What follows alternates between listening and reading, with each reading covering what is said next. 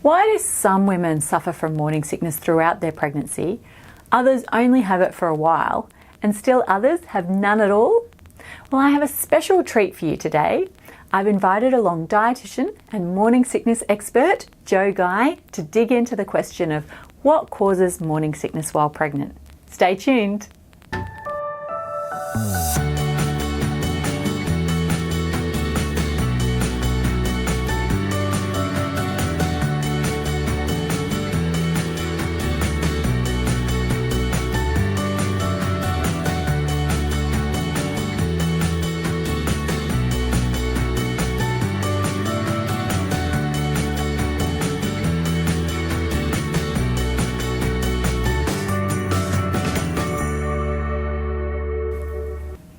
I'm very excited to be able to introduce you to Jo. So welcome, Jo. Thank you. Thanks for having me. So Jo, can you tell us a little bit about what you do and why you have such an interest in morning sickness? Yeah, sure. So I'm a dietitian specialising in pregnancy and postnatal nutrition.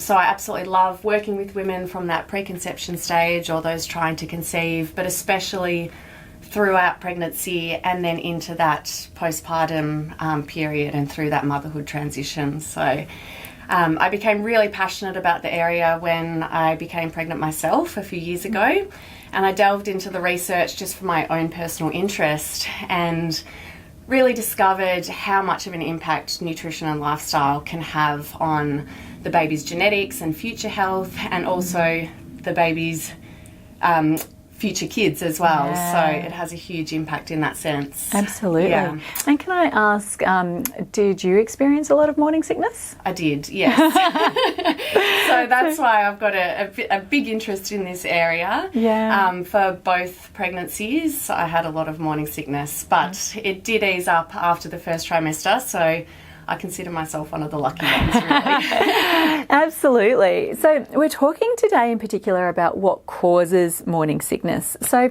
first of all, what are the stats? Like how do we know who's going to get it and who's not going to get it? Does everyone get morning sickness? So 4 out of 5 pregnant women get morning sickness, so it is very common.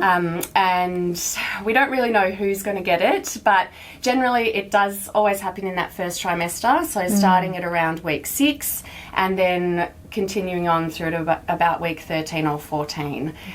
It does ease up after that for most people, but only about 9% get it beyond that 20-week mark. Right, yes. So you're unlucky to be in that 9% then. Yes, yeah. Exactly. There are a few very unfortunate women that get it for the entire pregnancy. So, right.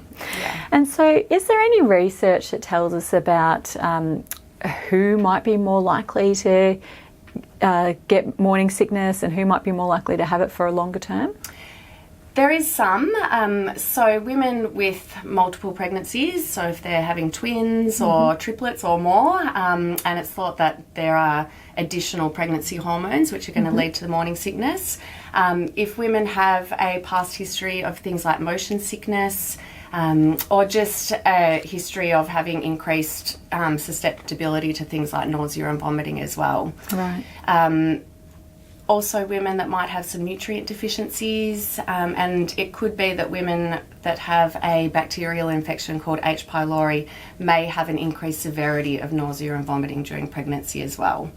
Some people might say that if you're having a girl, you'll feel sick and you'll get morning sickness as opposed to a boy. I haven't found that that's the case, and there isn't any research to support that. Yep. But yeah, really, it is hard to tell who's going to get it and who's not. Yeah. So can we dig into some of those common risk factors in a bit more detail? So in terms of the H. pylori, what's the theory there? Why do they think that people with H. pylori are more likely to get morning sickness? So H. pylori is an infection in the gut, and it's thought that the pregnancy hormones actually increase the sensitivity of the stomach and the nerve function of the stomach, and then therefore that increases nausea and vomiting in people with H. pylori. Right. And we were also talking earlier about blood glucose levels. How can that impact upon your risk of morning sickness? So it's quite common for women to have low blood sugar levels in the first trimester, and it's not really known exactly why blood sugar levels drop, but it is thought that the placenta is using up a lot of energy to build itself up in that first trimester, and that means that mum's blood sugar levels drop quite low, and it's a very common side effect, nausea to low blood glucose levels. Yeah. Okay. And then another common theory is around the hormonal fluctuations. Yeah. What's the theory there in terms of morning sickness? Yeah, so obviously there's a lot of changes in terms of hormones throughout pregnancy. There's one particular hormone called HCG, which significantly rises in that first trimester. And the reason why we think that that might be a cause of morning sickness is because it tends to peak at about 8 to 10 weeks. And that's really when morning sickness peaks as well. So it's just that correlation.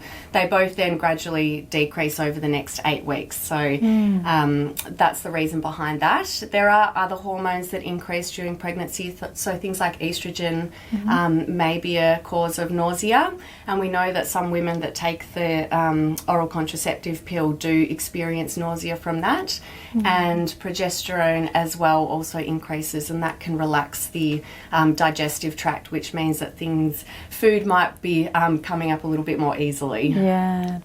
And what about in terms of nutrient deficiencies? You mentioned that, so what nutrient deficiencies are associated with morning sickness?